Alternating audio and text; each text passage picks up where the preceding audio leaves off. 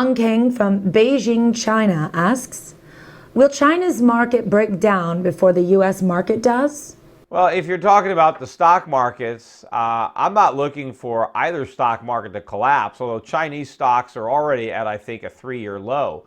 From the perspective of performance, I think there's a lot of value in Chinese shares relative to the U.S. So I would expect over the long term, certainly the longer the term, the more I would expect this, but I would expect Chinese stocks to outperform U.S. stocks, both in nominal terms and even more so in real terms when you adjust for the exchange rates, because I believe the Chinese RMB is going to ultimately have a substantial gain. But I'm not looking for an implosion. In fact, we've already had a pretty big decline in Chinese stocks. I'm not saying there's no downside risk in the market, but the primary risk I'm concerned about is in the currency markets. And in the event there's a dollar collapse, even if stocks just go sideways, they're still collapsing in real terms. So I think the Fed and the QE and the money printing put a floor beneath the market, but there is no floor beneath the dollar. It's kind of like a bottomless pit. Kerry in Copenhagen, Denmark asks, you mentioned that economies of countries will prosper from deflation if, for example, a country returns to the gold standard. Why has Japan not prospered from their deflationary periods? Well, first of all, Japan hasn't had deflation in the sense that consumer prices have been dropping. They've been rather stagnant.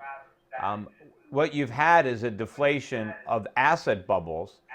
So the stock market has come back down, and the real estate market has come down. But the problem is the Japanese government has not really allowed a true deflation to take place. They've been fighting the deflationary forces by creating a lot of inflation. And so the Japanese people have actually been robbed of the benefit that would have naturally resulted from a more legitimate deflation, which allowed consumer goods to come down and interest rates to rise. Because if that would happen, you would get a lot more consumer spending in Japan, because the Japanese yen would be more valuable, and therefore Japanese consumers could afford to buy more products. And Japanese savers would also get a better return on their savings in the way of interest rates, so they would not feel as obligated to now have to save as much, because they would have a very good income coming off their existing savings. And I think that you would have had a turnaround in the Japanese economy much sooner. That being said, the Japanese economy is not collapsing. It's not a basket case in Japan. I would say that the situation in Japan is better than the situation in the United States, but the Japanese situation could be much better had a legitimate deflation been allowed to unfold from the beginning, had the Japanese not fought off the market. In fact, had the Japanese not been as easy during the 1980s in an effort to try to put a lid on the yen appreciation, you wouldn't have had as big a bubble in the property market and the stock market, and so you wouldn't have had as big a burst. So the problems were once again sown because monetary policy was too easy, and then the restructuring was delayed by the same monetary mistakes. The main difference is I think Japan fundamentally, structurally, has a much sounder economy, and so they can afford to make those mistakes more readily than we can, but it's still not the right policy, and they would still be better off had they taken a more free market approach. Unfortunately, we're not learning the true lesson from Japan. Ben Bernanke claims that the lesson he learned from Japan is to inflate more, quicker, to do even bigger bailouts faster. He thinks the problem is not that Japan was too easy, but that they weren't easy enough. And unfortunately, that is the wrong lesson to have been learned, because the consequences of believing that that is the truth and acting on that perception has dire consequences for the U.S. John in Tampa, Florida asks, since physical metals purchased as allocated bullion like maple leafs held by a traditional non-Roth IRA account must be held by an intermediary, at what point should an individual who attains 59 and a half years old and who intends to hold the metal indefinitely take possession of the physical metal and pay the appropriate taxes? Well, I mean, that's up to you. At a certain point, you are required to take minimum distributions out of your IRA. Now, you can take those distributions in cash or you can take them in kind.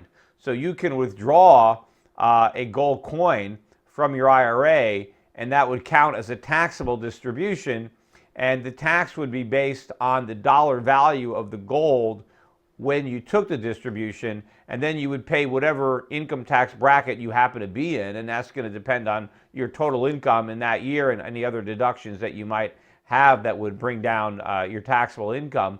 But once you hit a certain age, you can't avoid, you have to withdraw it, and you have to pay ordinary income taxes. Whether or not you would want to accelerate those withdrawals because you think that the tax rates are going to get even higher, and you think the gold price is going to even higher, so you want to pull the gold out now so that you don't have to pay the tax, and then any additional appreciation, you could just hold on to that because the more valuable your gold coins are when you pull them out, obviously the higher your tax liability is going to be. But I don't know if I would encourage you to try to take out more in anticipation of that element, because you're just accelerating the size of the check you write today. We don't know for sure. Maybe gold prices will fall. I mean, I don't expect them to, but it's always possible. And then you would have paid the higher tax. So sometimes you could try to time it. If you see a pullback in the metal, maybe that's a good time to make the withdrawal.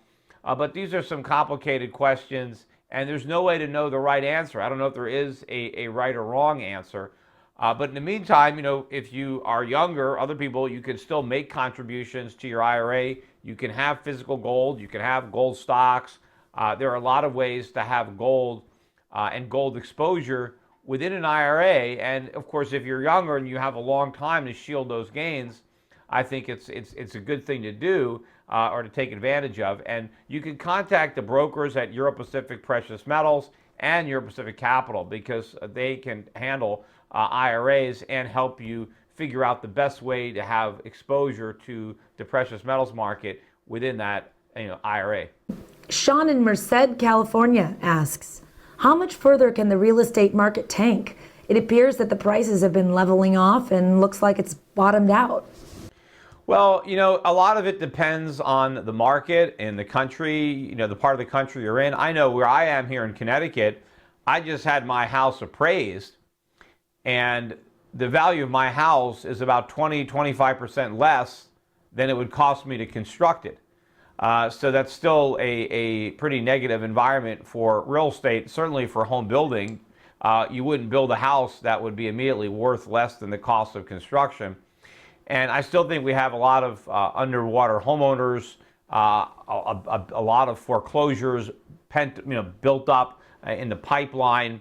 So I don't think it's easy for real estate prices to move up right now, even with record low interest rates. Believe me, the difference between getting a 3.3% mortgage and a 3.5% mortgage is really not that much, especially if you can't afford the house anyway. You're talking about trivial amounts of money off of a monthly payment.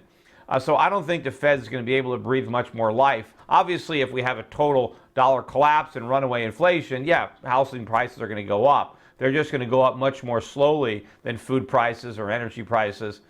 But I still think it's going to be rough for real estate, because if interest rates rise even a little bit, that's going to be a big deal. I mean, if mortgage rates go from 3 1/3 back up to 5%, which is not that big a move, that does make a major impact on affordability, on what monthly payments could be. And of course, if we continue to hemorrhage jobs, as I believe we will, I don't think we're going to create a lot of jobs in the current environment. I think people are going to keep leaving the labor force.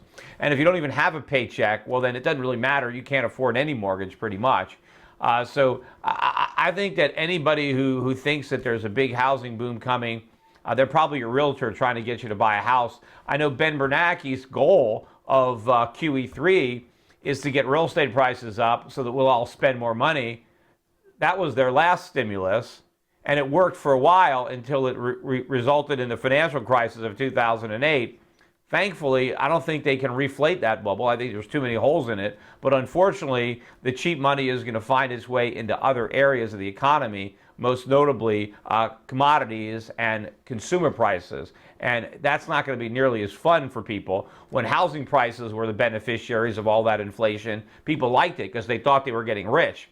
But when all the inflation goes into the goods that everybody wants to buy, people will really see how much poorer they're getting as a result of what the Fed is doing.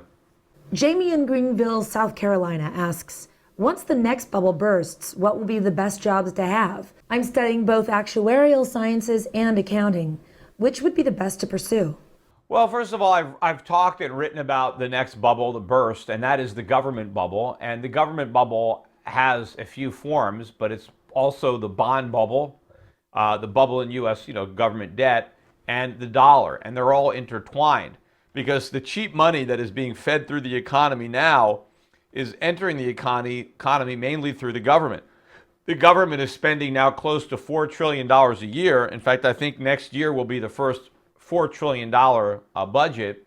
And a lot of that $4 trillion, about 1.3 trillion of it is simply borrowed. The government doesn't even collect the taxes. It's simply borrowing the money. But this is massive pump priming, massive government stimulus. And it's all this extra government-related consumption that is fueling this phony economy. But it is a gigantic bubble, and it will burst. And when it bursts, you'll see it in the bond market, in the foreign exchange market, probably in the precious metals market. And there's going to be a lot of pain as the economy transitions from a phony borrow and spend and print economy to a legitimate underconsume, save, invest, work hard economy.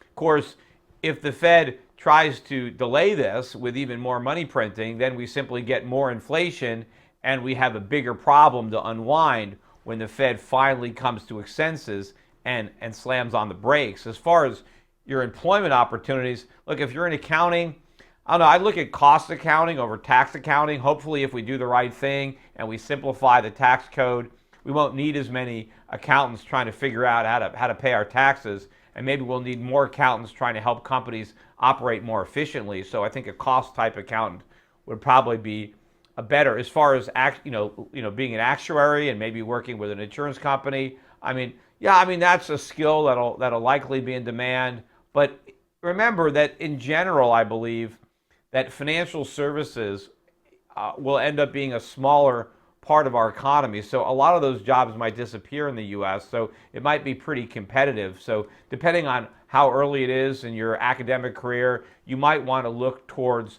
occupations that will be more in demand, whether it's in engineering or in